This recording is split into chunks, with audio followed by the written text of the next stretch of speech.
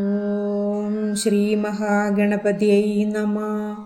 ഓം ശ്രീ സരസ്വതിയൈ നമഃ. ഓം ശ്രീ ഗുരുഭ്യോ നമഃ. ഓം ശ്രീകൃഷ്ണ പരമാത്മനേ നമഃ.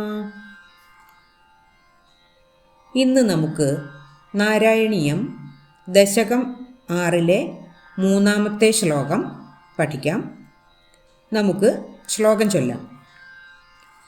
ഗ്രീവാമഹസ്തവ മുഖം ച ജനസ്തപസ്തു ഭാലം ശിരസ്തവ സമസ്തമയസ്യ സത്യം ഏവം ജഗന്മയതനോ ജഗതാശ്രിതൈരപ്യന്യൈർനിബദ്ധവപുഷേ ഭഗവൻ നമസ്തേ.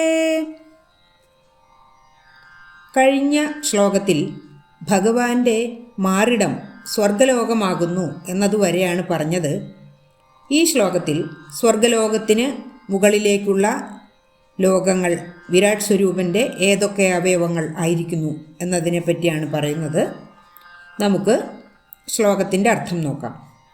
ഗ്രീവ മഹസ്തവ മുഖം ച ജനസ്തപസ്തു ഭാലം ശിരസ്തവ സമസ്തമയസ്യ സത്യം.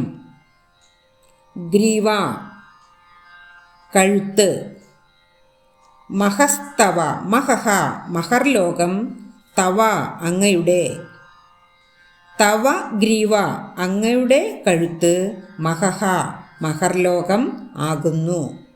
മുഖം ച മുഖം ച എന്നാൽ മുഖം ആകട്ടെ, ജനസ്തപസ്തു ജനഹ ജനലോകം ആകുന്നു, തപഹ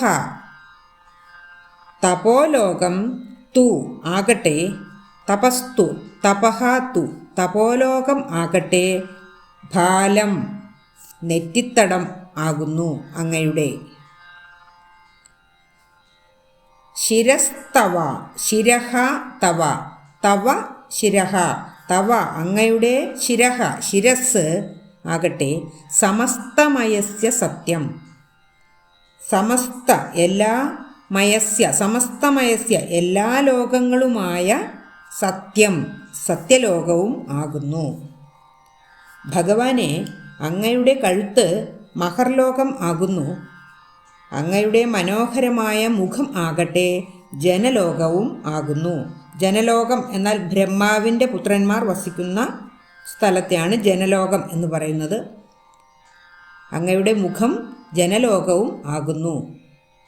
അങ്ങയുടെ നെറ്റിത്തടം ഭാലം തപോലോകമാകുന്നു, തപസ്തു ഭാലം തപഹ തു ഭാലം അങ്ങയുടെ നെറ്റിത്തടം തപോലോകം ആകുന്നു. ശിരസ്തവ സമസ്തമയസ്യ സത്യം അങ്ങയുടെ ശിരസ്സാകട്ടെ എല്ലാ ലോകങ്ങളും ആയിരിക്കുന്ന സത്യലോകവും ആയിരിക്കുന്നു. ഇനി അടുത്ത 2 വരികൾ നോക്കാം. ഏവം ജഗന്മയതനോ ജഗതാശ്രിതൈരപ്യന്യൈർ നിബദ്ധവപുഷേ ഭഗവൻ നമസ്തേ. ഏവം ഇപ്രകാരം ജഗന്മയതനോ ജഗന്മയ ജഗദ്രൂപമായ അല്ലെങ്കിൽ ലോകരൂപമായ തനോ ദേഹത്തോടു കൂടിയ, തനു എന്നാൽ ദേഹം, തനോ ദേഹത്തോടു കൂടിയ ഭഗവാനെ, ജഗന്മയതനോ ലോകരൂപമായ ദേഹത്തോടു കൂടിയ ഭഗവാനെ, ജഗതാശ്രിതൈരപ്യന്യൈർ ജഗതാശ്രിതൈഹി ലോകത്തെ ആശ്രയിച്ചിരിക്കുന്ന, അപി അപ്യന്യൈർ അപി അന്യൈഹി അന്യൈഹി അപി അന്യൈഹി മറ്റു വസ്തുക്കൾ, അപി മറ്റു വസ്തുക്കളാലും, അന്യൈഹി അപി മറ്റു വസ്തുക്കളാലും, ജഗതാശ്രിതൈരപ്യന്യൈർ എന്നാൽ ജഗതാശ്രിതൈഹി അന്യൈഹി അപി ലോകത്തെ ആശ്രയിച്ചിരിക്കുന്ന മറ്റു വസ്തുക്കളാലും, നിബദ്ധ വപുഷേ നിബദ്ധം നിറഞ്ഞിരിക്കുന്ന, വപുഷേ ദേഹത്തോടു കൂടിയ, നിബദ്ധ വപുഷേ നിറഞ്ഞ് ഇരിക്കുന്ന ദേഹത്തോടു കൂടിയ, അതായത് ലോകത്തെ ആശ്രയിച്ചിരിക്കുന്ന മറ്റെല്ലാ വസ്തുക്കളാലും നിറഞ്ഞിരിക്കുന്ന ദേഹത്തോടു കൂടിയ ഭഗവൻ അല്ലയോ ഭഗവാനെ, നമസ്തേ നമഃ തേ തേ അങ്ങയെ നമഃ നമസ്കരിക്കുന്നു. ലോകത്തിലെ മറ്റെല്ലാ വസ്തുക്കളാലും നിറഞ്ഞിരിക്കുന്ന ദേഹത്തോടുകൂടിയ ഭഗവാനെ അങ്ങയെ നമസ്കരിക്കുന്നു എന്നാണ് ഈ രണ്ടാമത്തെ 2 വരികളിൽ പറയുന്നത്. ഇനി നമുക്ക് ശ്ലോകത്തിൻ്റെ ഒരുമിച്ചുള്ള അർത്ഥം പറയാം. അല്ലയോ ലോകസ്വരൂപനായ ഭഗവാനെ, അങ്ങയുടെ കഴുത്ത് മഹർലോകവും മുഖം ജനലോകവും നെറ്റിത്തടം തപോലോകവും സർവസ്വരൂപനായ അങ്ങയുടെ ശിരസ് ആകട്ടെ സത്യലോകവും ആകുന്നു.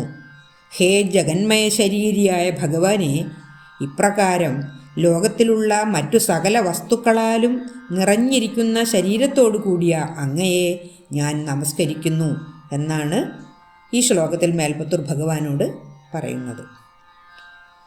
ഗ്രീവാമഹസ്തവ മുഖം ച ജനസ്തപസ്തു ഫാലം ശിരസ്തവ സമസ്തമയസ്യ സത്യം ഏവം ജഗന്മയതനോ ജഗതാശ്രിതൈരപ്യന്യൈർനിബദ്ധവപുഷേ ഭഗവൻ നമസ്തേ. ശ്ലോകം ഒന്നുകൂടി ചൊല്ലാം.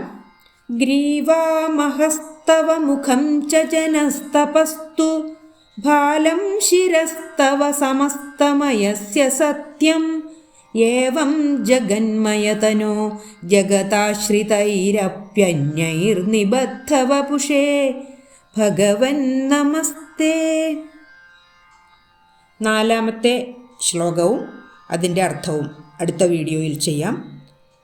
സർവത്ര ഗോവിന്ദനാമസങ്കീർത്തനം ഗോവിന്ദ ഗോവിന്ദ. ഓം ശ്രീകൃഷ്ണ പരമാത്മനേ നമഃ.